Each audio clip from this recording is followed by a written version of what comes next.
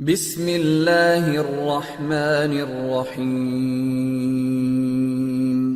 رب زدنی علما۔ نوح علیہ السلام کا ایک بیٹا سام تھا۔ عرب اور بنی اسرائیل اسی کی طرف منسوب ہیں۔ اسی سام کے پوتوں سے ہود علیہ السلام پیدا ہوئے۔ ان کا نسب نامہ اس طرح ہے: ہود بن عبداللہ بن رباح بن جارود بن عامر بن اوس بن ارم بن سام بن نوح۔ ہود علیہ السلام کی قوم کو قوم عاد اور قوم ارم بھی کہا جاتا ہے، کیونکہ عاد اور ارم ہود علیہ السلام کے اجداد تھے۔ قوم ہود احقاف نامی ایک بستی میں آباد تھی، اور یہ بستی عمان اور حضرہ موت کے درمیان ریت کے ٹیلوں والے علاقے میں تھی۔ عربی میں احقاف ریت کے ٹیلوں کو کہتے ہیں۔ یہ علاقہ سمندر کے کنارے واقع تھا اور شہر کے نام سے پکارا جاتا تھا۔ قرآن مجید میں سورۃ الاحقاف آیت 21 میں اللہ تعالیٰ نے انہیں ان کی بستی کی طرف منسوب کرتے ہوئے مخاطب کیا ہے: وَاذْكُرْ أَخَا عَادٍ إِذْ أَنذَرَ قَوْمَهُ بِالْأَحْقَافِ۔ اور عاد کے بھائی کو یاد کرو جبکہ اس نے اپنی قوم کو احقاف میں ڈرایا۔ قوم عاد کے لوگ اپنی رہائش کے لیے خیمے پسند کرتے تھے۔ ان کے خیمے بہت مضبوط اور پختہ ہوتے تھے۔ یہ لوگ ان کو بڑی مہارت سے بناتے تھے، پھر ان پر فخر کرتے تھے۔ اللہ تعالیٰ سورۃ الفجر آیات 6 تا 8 میں فرماتے ہیں: أَلَمْ تَرَ كَيْفَ فَعَلَ رَبُّكَ بِعَادٍ إِرَمَ ذَاتِ الْعِمَادِ الَّتِي لَمْ يُخْلَقْ مِثْلُهَا فِي الْبِلَادِ۔ کیا آپ نے نہیں دیکھا کہ آپ کے رب نے عاد کے ساتھ کیا کیا، جو نسل ارم سے تھے، ستونوں والے تھے، جن کے مانند کوئی قوم دنیا کے ممالک میں پیدا نہیں کی گئی۔ اللہ تعالیٰ نے ان کی کاریگری اور فن کی ایک مثال دی ہے کہ وہ ایسے خیموں میں آباد تھے جن کے ستون بہت مضبوط تھے، طاقتور تھے۔ ان لوگوں نے شہروں اور بستیوں کو ایسی کاریگری سے بنایا کہ ان کے متعلق عجیب و غریب روایات مشہور ہو گئیں۔ یہ نرم زمین میں خیمے بناتے تھے، اس کے ساتھ پہاڑوں میں محل بھی بناتے تھے۔ حالانکہ رہائش کے لیے زمین پر خیمے موجود تھے، گویا بیکار دولت اور وقت برباد کرتے، پھر اس پر فخر کرتے۔ شہروں میں جو راستے اور سڑکیں تھیں وہ بہت چوڑی تھیں۔ ان جیسے طویل اور قوی لوگ بعد میں پیدا نہیں ہوئے۔ کاریگری اور فنکاری میں یہ لوگ اس مقام تک پہنچے کہ پھر کوئی نہ پہنچ سکا۔ یہ لوگ عرب تھے اور عربی میں بات چیت کرتے تھے۔ ہود علیہ السلام بھی عربی تھے۔ اسماعیل علیہ السلام سے پہلے کے عرب باشندے عرب عاربہ کہلاتے ہیں۔ ان کے مشہور قبائل یہ ہیں: عاد، سمود، جرہم، امیم، قحطان اور مدین وغیرہ۔ ابراہیم علیہ السلام کی اولاد میں اسماعیل علیہ السلام کے بعد آنے والے لوگ عرب مستعربہ کہلاتے ہیں۔ اسماعیل علیہ السلام عربی نہیں تھے، کنعانی تھے۔ جب ابراہیم علیہ السلام اسماعیل علیہ السلام کو مکہ معظمہ میں چھوڑ آئے اور اسماعیل علیہ السلام نے عربوں سے میل جول قائم کیا تو ان سے عربی سیکھ لی اور اس میں بہت مہارت پیدا کر لی، یہاں تک کہ آپ کو عرب کا فصیح کہا جانے لگا۔ اہل عرب میں فصاحت و بلاغت آپ ہی سے آئی۔ رسول اللہ صلی اللہ علیہ وسلم بھی اسی انداز میں فصیح و بلیغ عربی میں بات کرتے تھے۔ طوفان نوح کے بعد جب دوبارہ لوگوں کو پیدا کیا گیا تو وہ ایک مرتبہ پھر ان بستیوں میں رہنے کے لیے چلے گئے جہاں نوح علیہ السلام رہا کرتے تھے۔ نوح علیہ السلام شام کے شمال اور ترکی کے جنوبی علاقوں میں رہا کرتے تھے۔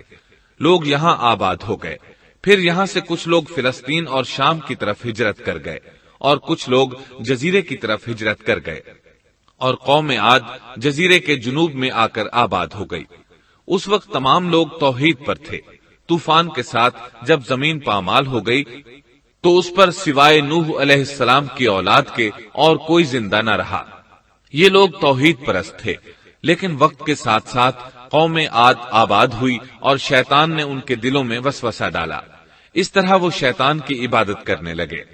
چنانچہ قوم نوح کے بعد سب سے پہلے جس قوم نے بت پرستی اختیار کی وہ قوم عاد تھی۔ اس قوم کو اللہ تعالیٰ نے بہت ڈیل ڈال دیا تھا، وہ بہت طاقتور قوم تھی۔ مفسرین بیان کرتے ہیں کہ ان کے جسم بہت مضبوط اور ٹھوس تھے، قد بہت لمبے تھے۔ آدم علیہ السلام کا قد 60 ہاتھ تھا، اس قوم کا قد بھی قریباً اتنا ہی تھا۔ اس طرف سورۃ الاعراف آیت 69 میں اشارہ موجود ہے۔ اللہ تعالیٰ فرماتے ہیں، وَاذْكُرُوا إِذْ جَعَلَكُمْ خُلَفَاءَ مِنْ بَعْدِ قَوْمِ نُوحٍ وَزَادَكُمْ فِي الْخَلْقِ بَسْطَةً فَاذْكُرُوا آلَاءَ اللَّهِ لَعَلَّكُمْ تُفْلِحُونَ۔ اور تم وہ حالت یاد کرو جب اللہ نے تمہیں قوم نوح کے بعد جانشین بنایا اور ڈیل ڈول میں تمہیں زیادہ پھیلاؤ دیا، سو تم اللہ کی نعمتوں کو زیادہ یاد کرو تاکہ تم فلاح پا جاؤ۔ ہود علیہ السلام کی زبانی اللہ تعالیٰ ان کی فنکاری کو بیان کرتے ہوئے فرماتے ہیں کہ ہود علیہ السلام نے ان سے کہا، کیا تم ایک ایک ٹیلے پر بطور کھیل نشان لگا رہے ہو؟ مطلب یہ کہ یہ لوگ پہاڑوں کی چوٹیوں پر محل تعمیر کرتے تھے۔ جب ان سے کہا جاتا کہ تم رہتے تو زمین پر ہو اور گھر پہاڑوں پر بناتے ہو، اس کی کیا وجہ ہے؟ اور تم اتنے مضبوط محل تعمیر کر رہے ہو، گویا ہمیشہ یہیں رہو گے۔ وہ لوگ دراصل ٹیلوں، گھاٹیوں، دروں اور پہاڑوں پر عمارات تعمیر کرتے تھے، اور ان کا مقصد ان میں رہنا نہیں تھا، بلکہ صرف کھیل کود کے لیے ایسا کرتے تھے۔ ہود علیہ السلام نے انہیں جھنجھوڑا کہ تم ایسا کام کیوں کرتے ہو جس کا کوئی مقصد نہیں، جس کام کے فضول ہونے میں کوئی شک نہیں۔ ہود علیہ السلام انہیں واعظ کرتے تھے، اے میری قوم، اللہ نے تمہیں بڑی قوت سے نوازا ہے۔ تمہاری طاقت کا عالم یہ ہے کہ جب تم کسی پر ہاتھ ڈالتے ہو تو ظلم کرتے ہو، کوئی شخص تمہارے سامنے آنا گوارا نہیں کرتا۔ لہذا اللہ سے ڈرو اور میری پیروی کرو، اس سے ڈرو جس نے ان چیزوں سے تمہاری مدد کی۔ اللہ تعالیٰ نے اپنی ہر طرح کی نعمت، مال، اسباب، اولاد، باغات، شہر، قوت، جسامت اور صنعت کاری سے تمہیں نوازا ہے، لہذا تم اللہ سے ڈرو اور میری اطاعت کرو۔ لیکن ان کی قوم نے کوئی اثر نہ لیا، نہ ان پر ایمان لائی، الٹا لگی تکبر کرنے، اللہ کی حمد کی بجائے اس کی ناشکری کرنے لگی۔ اور تکبر کے بارے میں بات یہ ہے کہ جب سے ابلیس نے اس کو اختیار کیا، یہ اس وقت سے آزمائش بن چکا ہے۔ اللہ تعالیٰ سورہ حامیم السجدہ آیت 15 میں فرماتے ہیں، فَأَمَّا عَادٌ فَاسْتَكْبَرُوا فِي الْأَرْضِ بِغَيْرِ الْحَقِّ وَقَالُوا مَنْ أَشَدُّ مِنَّا قُوَّةً أَوَلَمْ يَرَوْا أَنَّ اللَّهَ الَّذِي خَلَقَهُمْ هُوَ أَشَدُّ مِنْهُمْ قُوَّةً۔ پس قوم عاد نے تو بے وجہ زمین میں سرکشی شروع کر دی اور کہنے لگے کہ ہم سے زوراور کون ہے؟ کیا انہیں یہ نظر نہ آیا کہ جس اللہ نے انہیں پیدا کیا ہے وہ ان سے بہت ہی زیادہ زوراور ہے؟ جب یہ لوگ اپنی سرکشی اور کفر میں حد سے بڑھ گئے، تب اللہ تعالیٰ نے ہود علیہ السلام کو ان کی طرف بھیجا۔ انہوں نے انہیں اللہ کی طرف بلایا اور کہا، اے میری قوم، اللہ کی عبادت کرو، اس کے سوا تمہارا کوئی معبود نہیں۔ کیا تم ڈرتے نہیں؟ قوم کے کافر سردار کہنے لگے، ہم تو دیکھتے ہیں کہ تو نیری بے وقوفی میں ہے، ہمارے خیال میں تو جھوٹا ہے۔ اس پر ہود علیہ السلام نے فرمایا، میری قوم، میں بے وقوف نہیں، میں تو تمام جہانوں کے پروردگار کی طرف سے بھیجا گیا ہوں، تمہیں اپنے رب کے پیغامات پہنچا رہا ہوں، اور ہوں بھی تمہارا دلی خیر خواہ اور امانت دار۔ کیا تم اس بات سے تعجب کرتے ہو کہ تم میں سے ایک شخص کی معرفت، اللہ کا ذکر تم تک پہنچا کہ وہ تمہیں خبردار کر دے؟ تم اللہ کی اس نعمت کو یاد کرو کہ اس نے تمہیں قوم نوح کے بعد خلیفہ بنایا اور ڈیل ڈول میں تمہیں زیادہ پھیلاؤ دیا۔ تم اللہ کے احسانات کو یاد کرو تاکہ فلاح اور نجات پا جاؤ۔ ہود علیہ السلام نے اللہ کی عظیم نعمتوں کے ساتھ انہیں نصیحت کی، لیکن وہ بدبخت کفر ہی کرتے رہے۔ آخر انہیں جھنجھوڑنے کے لیے انہوں نے فرمایا، اے میری قوم، اللہ ہی کی عبادت کرو، اس کے سوا تمہارا کوئی معبود نہیں، تم تو صرف بہتان بازی کر رہے ہو، یعنی جن بتوں کی تم پوجا کر رہے ہو ان کی پوجا تم نے خود گھڑی ہے، اللہ تعالیٰ نے تو اس کے متعلق کوئی دلیل نازل نہیں فرمائی۔ میری قوم کے لوگوں، میں تم سے اس دعوت و تبلیغ کی کوئی اجرت نہیں مانگتا، میرا اجر اس کے ذمے ہے جس نے مجھے پیدا کیا ہے، تو کیا تم پھر بھی عقل سے کام نہیں لیتے؟ اے میری قوم کے لوگوں، اپنے رب سے گزشتہ گناہوں کی معافی طلب کرو، آئندہ گناہوں سے توبہ کرو تاکہ وہ برسنے والے بادل تم پر بھیج دے اور تمہیں طاقت میں اور بڑھا دے، تاکہ تم گناہگار ہونے کے باوجود روگردانی نہ کرو۔ ہود علیہ السلام مسلسل انہیں دعوت دیتے رہے، لیکن وہ ظالم قوم نوح کی طرح ان کا مذاق اڑانے لگی اور کہنے لگی، ہمارے خیال میں تو بے وقوف ہے اور شاید تو ہمارے کسی معبود کے بڑے جھپٹے میں آ گیا ہے، تو ہمارے بتوں کو برا کہتا ہے، اس لیے ان میں سے کسی کی مار تم پر پڑی ہے، اسی لیے تو ذہنی مریض بن گیا ہے۔ وہ ظالم لوگ چونکہ آخرت پر ایمان نہیں رکھتے تھے اور دنیا میں خوشحالی کی زندگی بسر کر رہے تھے اور تھے بھی اپنی قوم کے سردار، اس لیے اپنے ماتحتوں سے کہنے لگے، یہ تو تم جیسا ہی انسان ہے، وہی کچھ کھاتا ہے جو تم کھاتے ہو اور پیتا بھی وہی کچھ ہے جو تم پیتے ہو۔ اب اگر تم نے اپنے جیسے انسان کی اطاعت قبول کر لی تو سخت خسارے میں رہو گے۔ کیا یہ تمہیں اس بات سے دھمکاتا ہے کہ جب تم مر کر خاک اور ہڈیاں بن جاؤ گے تو پھر زندہ کیے جاؤ گے؟ ہرگز نہیں، یہ بات امکان سے باہر ہے جس کا وعدہ تم سے کیا جاتا ہے۔ یہ زندگی تو صرف دنیا کی ہے، ہم مرتے جیتے رہتے ہیں، ہم پھر نہیں اٹھائے جائیں گے۔ یہ تو وہ شخص ہے جس نے اللہ پر جھوٹ باندھا ہے، ہم اس پر یقین کرنے والے نہیں۔ ہود علیہ السلام انہیں دعوت دیتے رہے یہاں تک کہ ان کی قوم نے واضح طور پر کہہ دیا کہ آپ ہمیں واز سنائیں یا نہ سنائیں، ہم تو اپنی روش نہیں چھوڑیں گے، یہ تو پرانے لوگوں کا دین ہے۔ اس طرح قوم انہیں مسلسل جھٹلاتی ہی رہی۔ آخر ہود علیہ السلام نے بھی انہیں کھلم کھلا دھمکی دی اور فرمایا، لوگوں سنو، میں صرف تمہیں ہی نہیں اللہ کو بھی گواہ بنا کر اعلان کرتا ہوں کہ اللہ کے سوا جس کی عبادت ہو رہی ہے میں ان سب سے بری طرح بیزار ہوں۔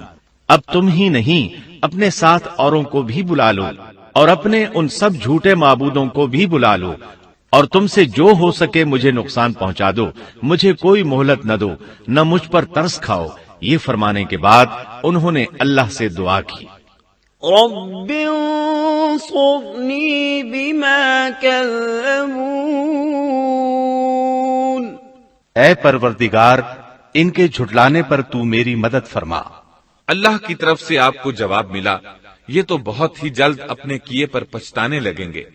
اللہ کے نبی کا انکار کرنے، اس سے بغض رکھنے اور اس کا مذاق اڑانے والوں کا انجام کیا ہوا؟ اللہ نے انہیں ایسے زناٹے کی آندھی سے تہس نہس کیا کہ جس کی تاریخ میں مثال نہیں ملتی۔ اللہ نے ان سے بارش روک لی، اس سے خشک سالی کی کیفیت پیدا ہو گئی، درخت اور پھل ختم ہو گئے، وہ لوگ بارش کی خواہش کرنے لگے۔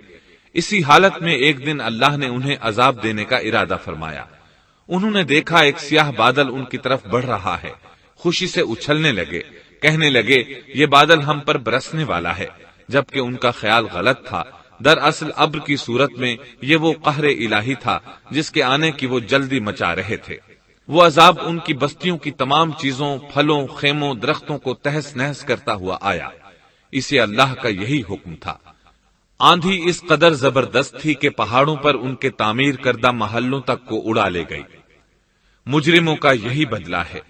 اللہ تعالی سورۃ الزاریات آیت 41 اور 42 میں فرماتے ہیں، وَفِي عَادٍ إِذْ أَرْسَلْنَا عَلَيْهِمُ الرِّيحَ الْعَقِيمَ مَا تَذَرُ مِن شَيْءٍ أَتَتْ عَلَيْهِ إِلَّا جَعَلَتْهُ كَالرَّمِيمِ۔ اسی طرح عادیوں میں بھی ہماری طرف سے تنبیہ ہے، جبکہ ہم نے ان پر خیر و برکت سے خالی آندھی بھیجی، وہ جس چیز پر گرتی تھی اسے بوسیدہ ہڈی کی طرح چورا چورا کر دیتی تھی۔ اس آندھی نے ہر چیز کو فنا کر کے رکھ دیا۔ اللہ تعالیٰ ان کی تباہی ایک جگہ ان الفاظ میں بیان کرتے ہیں، قوم عاد نے بھی جھٹلایا، پس کیسا ہوا میرا عذاب اور میری ڈرانے والی باتیں۔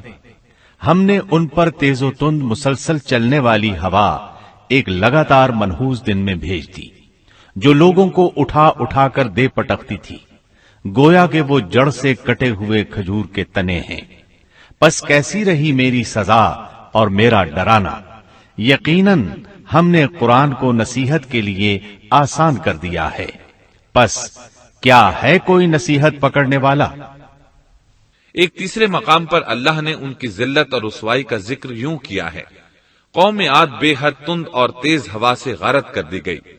وہ ہوا ان پر برابر لگاتار 7 رات اور 8 دن تک اللہ کے حکم سے چلتی رہی۔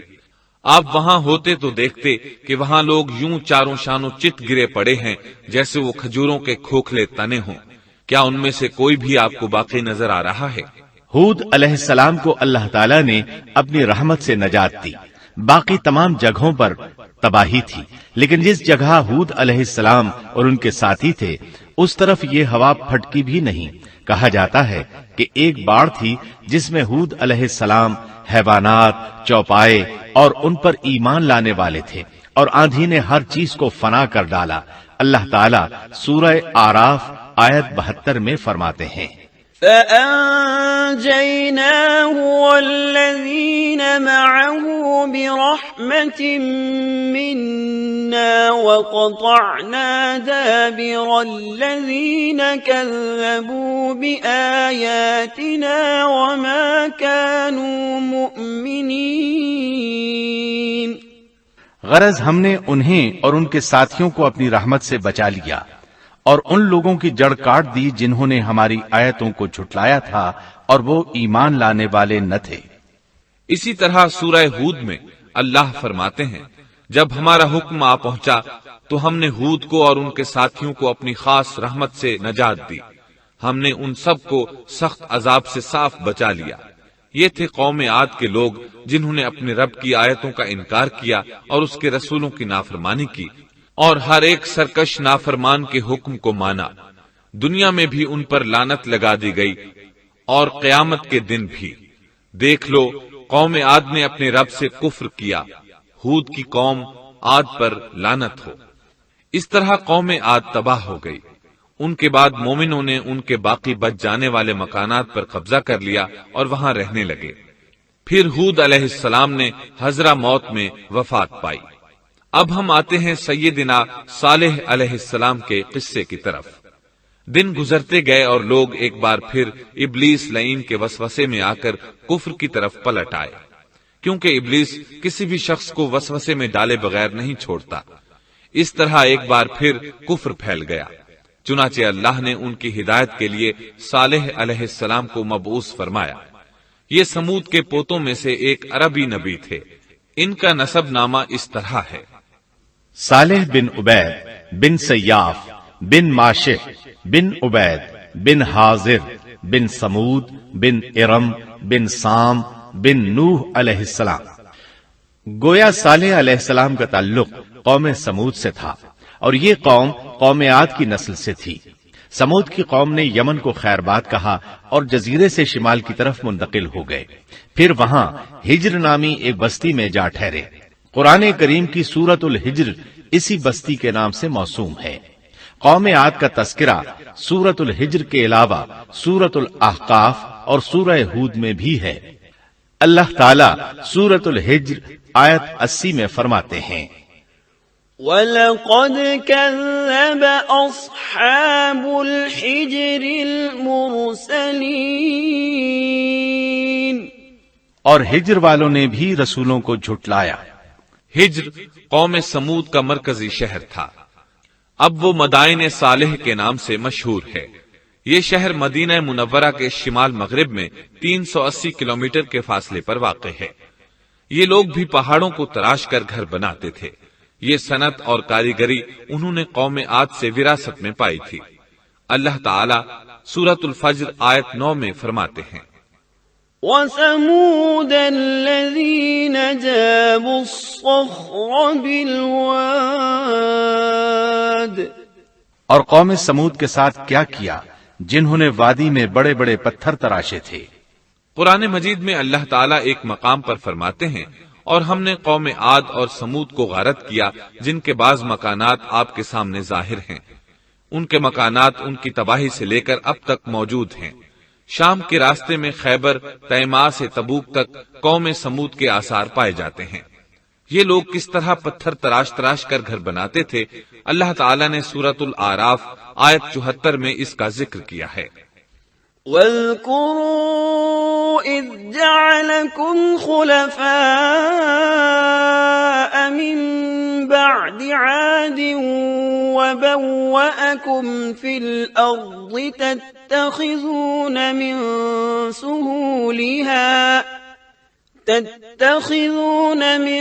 سهولها قصورا وتنحتون الجبال بيوتا فاذكروا آلاء الله ولا تعثوا في الأرض مفسدين۔ اس وقت کو یاد کرو جب اللہ تعالیٰ نے تمہیں قوم عاد کے بعد جانشین بنایا اور تمہیں زمین پر رہنے کا ٹھکانہ دیا کہ نرم زمین پر محل بناتے ہو اور پہاڑوں کو تراش تراش کر ان میں گھر بناتے ہو، سو اللہ کی نعمتوں کو یاد کرو اور زمین میں فساد مت پھیلاؤ۔ یہ آیت ان کی طاقت، جسم کی صلاحیت اور ماہر فن ہونے پر دلیل ہے۔ پہاڑوں کو تراشنا دراصل قوم عاد کی عادت تھی۔ یہ بھی چونکہ انہی سے تھے، اس لیے وراثت میں یہ کام انہیں بھی آ گیا تھا۔ جس طرح اللہ نے عاد کو اپنی نعمتوں سے نوازا تھا، اسی طرح سمود کو ان سے بڑھ کر نعمتیں دی تھیں۔ اللہ تعالیٰ صالح علیہ السلام کی زبانی ان سے فرماتے ہیں، اے قوم سمود، کیا تمہیں ان چیزوں میں بے فکری سے رہنے دیا جائے گا، یعنی باغات، چشموں، کھیتوں اور کھجوروں میں جن کا خوشہ ملائم ہے، اور تم پہاڑوں کو تراش کر پرتکلف گھر بناتے ہو، بس اللہ سے ڈرو اور میرا کہنا مانو۔ لیکن ان لوگوں نے ہر طرح سے قوم عاد کی پیروی کی، نصیحت پکڑنے کی بجائے بتوں کی عبادت شروع کر دی۔ اللہ نے ان کے درمیان صالح علیہ السلام کو مبعوث فرمایا۔ آپ نبوت ملنے سے پہلے بھی عقل مند اور علم والے تھے، باعزت گھرانے سے تعلق رکھتے تھے، اپنے معاملات میں لوگ ان سے مشورے لیتے تھے، لہٰذا انہیں ایک خاص مقام حاصل تھا۔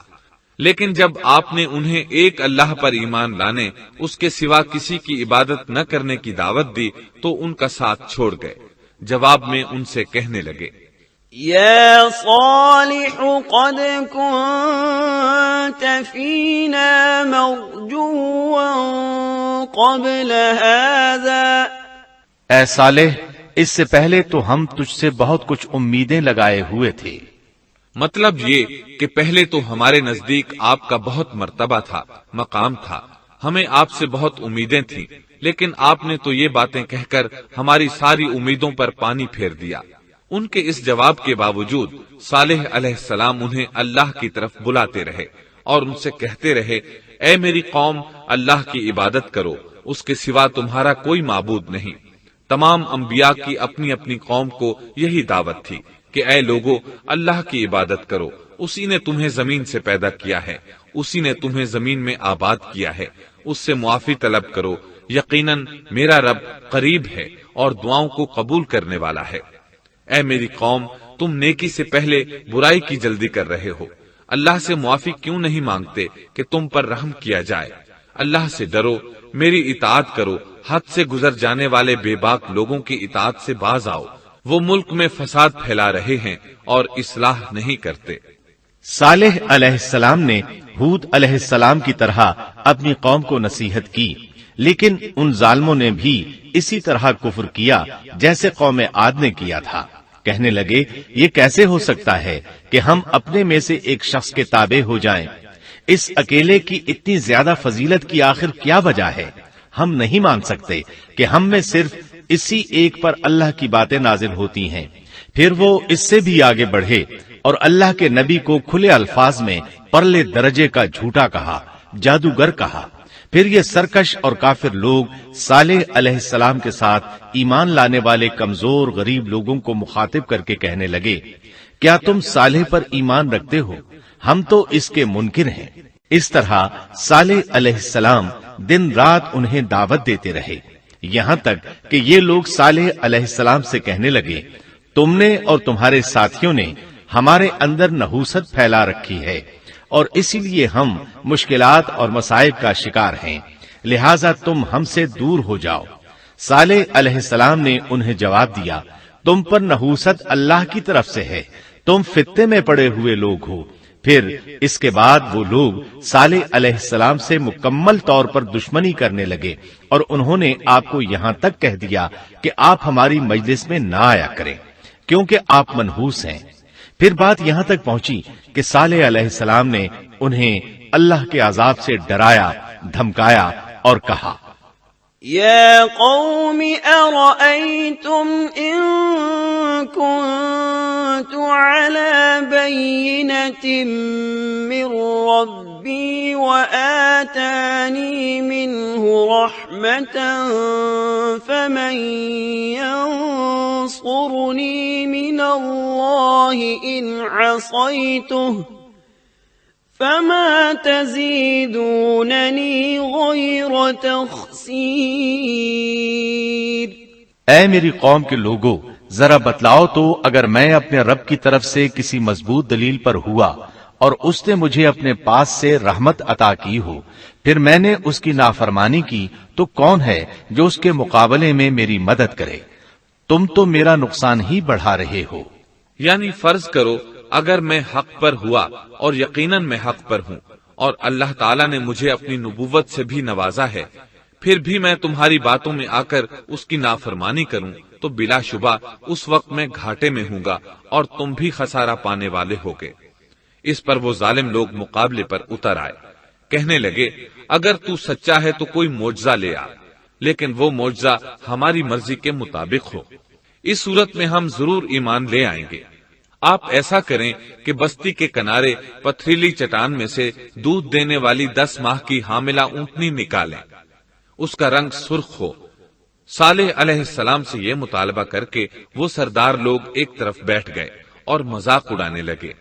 ایک کہنے لگا اونٹنی 10 ماہ کی ہو، حاملہ ہو، دوسرا کہنے لگا لازمی طور پر اس کا رنگ سرخ ہو، پھر ایک تیسرا سردار بولا اس کی کھال پر بہت زیادہ اون ہو، چوتھا بولا موٹی تازی ہو، ہم نے پہلے اس قسم کی اونٹنی دیکھی نہ ہو، پانچواں بولا وہ اتنی بڑی ہو کہ اکیلی ایک دن تمام کنویں کا پانی پی جائے اور دوسرے روز ہم پیئیں۔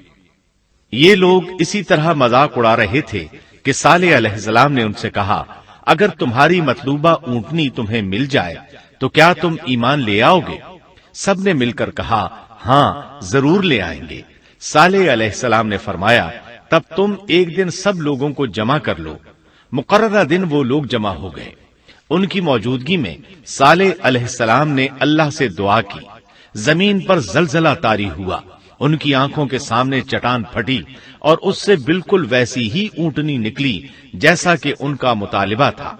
انہوں نے اپنی زندگی میں ایسی اونٹنی کبھی نہیں دیکھی تھی، اس میں وہ تمام صفات موجود تھیں جن کا ذکر ان لوگوں نے کیا تھا۔ اللہ تعالیٰ صالح علیہ السلام کی زبانی سورہ ہود آیت 64 میں فرماتے ہیں وَيَا قَوْمِ هَٰذِهِ نَاقَةُ اللَّهِ لَكُمْ آيَةً فَذَرُوهَا تَأْكُلْ فِي أَرْضِ اللَّهِ وَلَا تَمَسُّوهَا بِسُوءٍ فَيَأْخُذَكُمْ عَذَابٌ قَرِيبٌ۔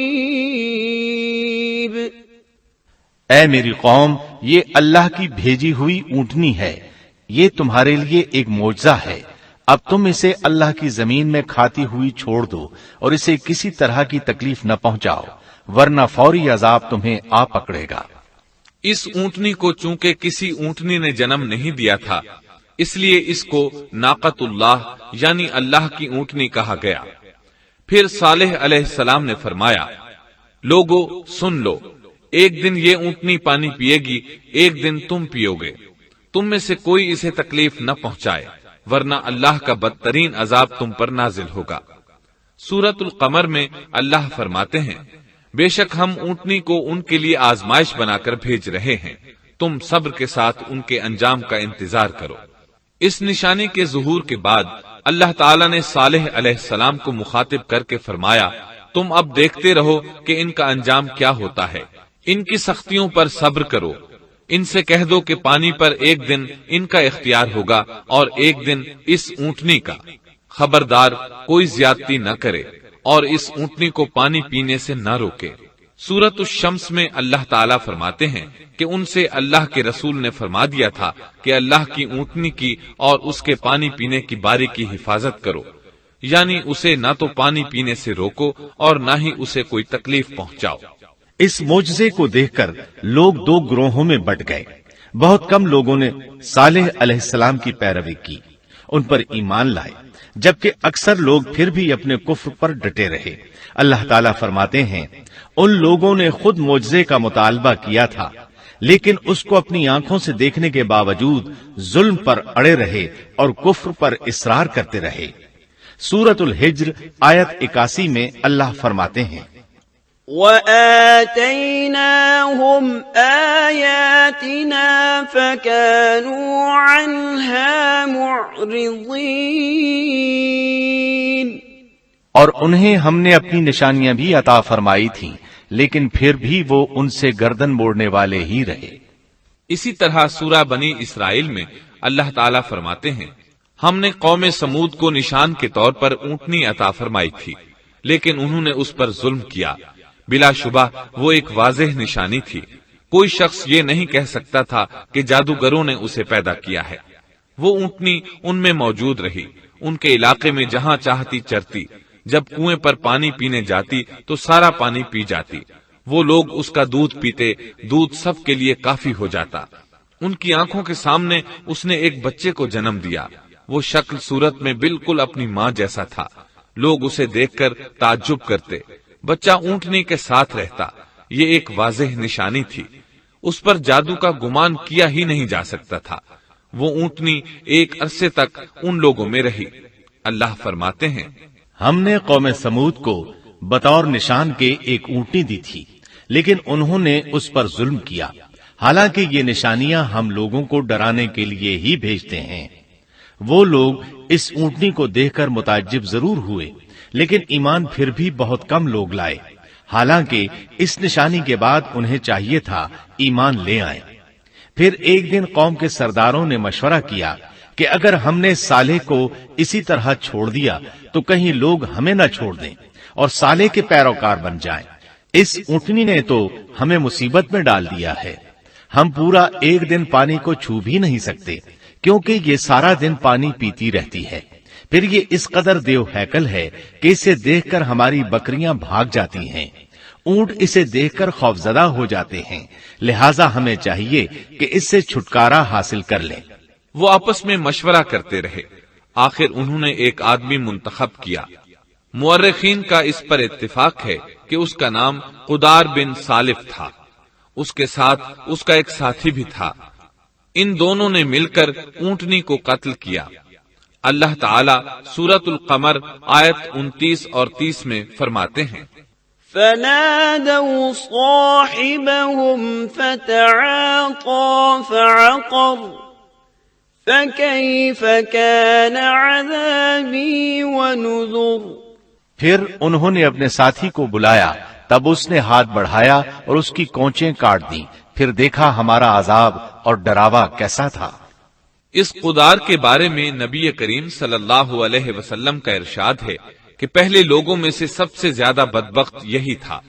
اللہ تعالیٰ نے قرآن مجید میں اس کا ذکر یوں فرمایا ہے، فَنَادَوْا صَاحِبَهُمْ، پھر انہوں نے اپنے ساتھی کو پکارا۔ سورۃ الشمس میں اللہ فرماتے ہیں، إِذِ انبَعَثَ أَشْقَاهَا، جب ان میں بڑا بدبخت شخص اٹھ کھڑا ہوا۔ یہ بدبخت قدار اٹھا، اپنے ساتھی کو ساتھ لیا اور اونٹنی کو قتل کرنے کے لیے تیار ہو گئے۔ آپس میں مشورہ ہوا کہ یہ نہ کہا جائے ہم نے اسے قتل کیا ہے۔ اس طرح باقی لوگوں نے بھی ان سے اتفاق کیا۔ اللہ تعالیٰ سورہ نمل آیت 48 میں فرماتے ہیں، وَكَانَ فِي الْمَدِينَةِ 9 رَهْطٍ يُفْسِدُونَ فِي الْأَرْضِ وَلَا يُصْلِحُونَ يصلحون اور اس شہر میں 9 آدمی ایسے تھے جو زمین میں فساد کرتے تھے اور اصلاح نہیں کرتے تھے۔ مطلب یہ کہ یہ لوگ فساد کی انتہا کو پہنچے ہوئے تھے، ان میں بھلائی نام کو نہیں تھی اور نہ ان کا فساد کی اصلاح کا ارادہ تھا۔ بخاری، مسلم اور مسند احمد کی ایک حدیث میں ہے، رسول اللہ صلی اللہ علیہ وسلم نے ایک بار اپنے خطبے میں اس اونٹنی اور اسے مار ڈالنے کا ذکر فرمایا۔ آیت اذم بعثا اشقاہا کی تلاوت کرتے ہوئے فرمایا کہ جیسے ابو زمعہ تھا، اسی جیسا یہ شخص بھی اپنی قوم میں عزیز، دلیر اور بڑا آدمی تھا۔ تمام لوگوں نے اس بدبخت کے ساتھ عہد کیا اور اسے یقین دہانی کرائی کہ اگر تمہارے ساتھ کسی نے برائی کا ارادہ کیا تو تمام قوم تمہاری حمایت میں اٹھ کھڑی ہوگی۔ اس یقین دہانی کے بعد یہ بدبخت اونٹنی کے انتظار میں بیٹھ گئے۔ اونٹنی پہاڑ کی طرف سے آتی تھی اور پانی پی کر واپس چلی جاتی تھی، یہی اس کا معمول تھا۔ جب ان لوگوں نے چٹان سے اونٹنی کو نکلتے دیکھا تو اچانک حملہ کرنے کے لیے آگے بڑھے، لیکن اس کا جثہ دیکھ کر خوفزدہ ہو گئے، الٹے پاؤں بھاگے۔ بدبخت قدار نے اپنے ساتھیوں کی یہ حالت دیکھی تو ہنس پڑا اور آگے بڑھ کر اونٹنی کی ران میں تیر مارا۔ اس سے اونٹنی کی ران کی ہڈی ٹوٹ گئی اور وہ نیچے گر گئی۔ پھر اس ظالم نے اپنے ساتھیوں کو آواز دی اور آگے بڑھ کر اونٹنی کی کونچیں کاٹ دی۔ سورۃ الشمس میں اللہ تعالیٰ فرماتے ہیں، ان لوگوں نے اپنے پیغمبر کو جھوٹا سمجھ کر اس اونٹنی کی کونچیں کاٹ دی، بس ان کے رب نے ان کے گناہوں کے باعث ان پر ہلاکت ڈالی اور پھر ہلاکت کو عام کر دیا اور اس بستی کو برباد کر دیا۔ اونٹنی کی کونچیں کاٹ دیے جانے کے بارے میں اللہ تعالیٰ ایک دوسرے مقام پر فرماتے ہیں کہ پس انہوں نے اونٹنی کو مار ڈالا اور اپنے پروردگار کے حکم سے سرتابی کی اور کہنے لگے، اے صالح، جن عذابوں سے تو ہمیں دھمکاتا رہتا تھا، اگر تو واقعی پیغمبر ہے تو ان عذابوں کو ہم پر نازل کرا دے۔ اونٹنی پر حملہ ہوتے ہی اس کا بچہ بھاگ نکلا تھا۔ وہ پہاڑ کی چوٹی پر چڑھ گیا، 3 مرتبہ بلبلایا۔ یہ بدبخت اس کے پیچھے بھاگے اور آخر اسے بھی قتل کر دیا۔ پھر تمام بستی والے جمع ہوئے، اونٹنی اور اس کے بچے کا گوشت تیار کیا اور مزے کے ساتھ اس کو کھایا۔ اس جرم میں ان سب نے شرکت کی، البتہ جو لوگ صالح علیہ السلام پر ایمان لے آئے تھے وہ الگ تھلگ رہے۔ صالح علیہ السلام کو جب یہ خبر ملی تو وہ گھبرائے ہوئے اونٹنی کے پاس پہنچے۔ اونٹنی بے جان پڑی تھی، اس کا بچہ بھی بے جان تھا۔ لوگ ان کے گرد جمع تھے اور ان کا گوشت کھا رہے تھے۔ اس وقت صالح علیہ السلام نے ان سے کہا، فقال تمتعوا في داركم 3 أيام ذلك وعد غير مكذوب۔ اس پر صالح نے کہا کہ اچھا تم 3 دن تک اپنے گھروں میں رہ سہ لو، یہ وعدہ جھوٹا نہیں ہے۔ مطلب یہ کہ تمہیں صرف 3 دن کی مہلت ہے، اس کے بعد تم سب کے سب ہلاک کیے جاؤ گے۔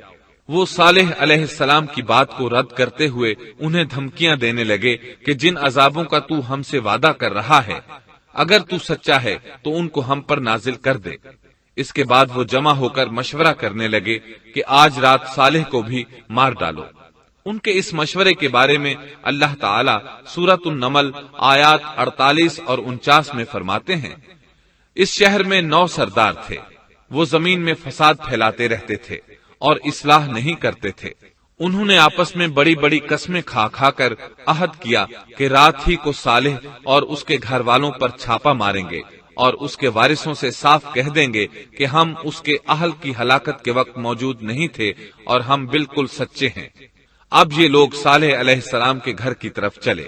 اللہ تعالیٰ سورۃ النمل آیات 50 اور 51 میں فرماتے ہیں، وَمَكَرُوا مَكْرًا وَمَكَرْنَا مَكْرًا وَهُمْ لَا يَشْعُرُونَ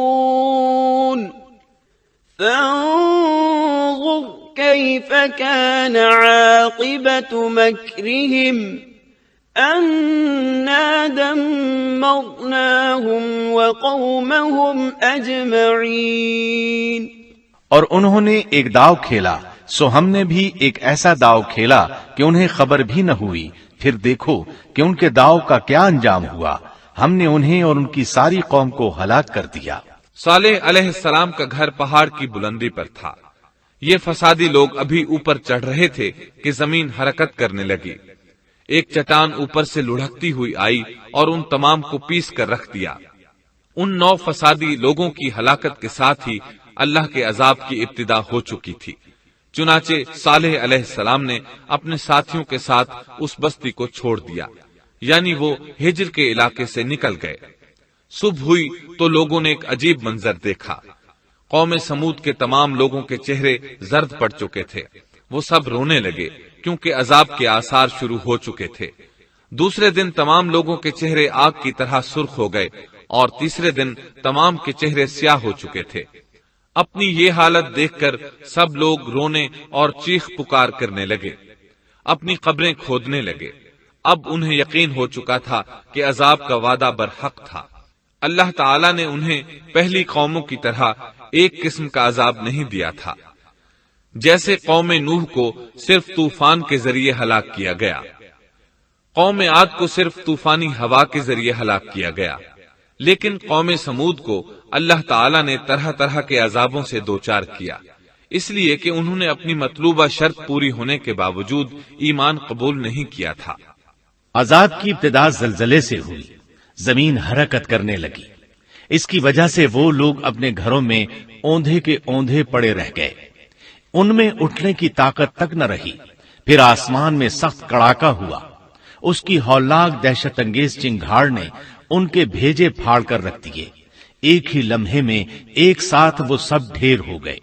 ان کی ہلاکت اور تباہی کو بیان کرتے ہوئے اللہ تعالی سورۃ الذاریات آیات 43 تا 45 میں فرماتے ہیں، وَفِي ثَمُودَ إِذْ قِيلَ لَهُمْ تَمَتَّعُوا حَتَّى حِينٍ فَعَتَوْا عَنْ أَمْرِ رَبِّهِمْ فَأَخَذَتْهُمُ الصَّاعِقَةُ وَهُمْ يَنظُرُونَ فَمَا اسْتَطَاعُوا مِنْ قِيَامٍ وَمَا كَانُوا مُنْتَصِرِينَ۔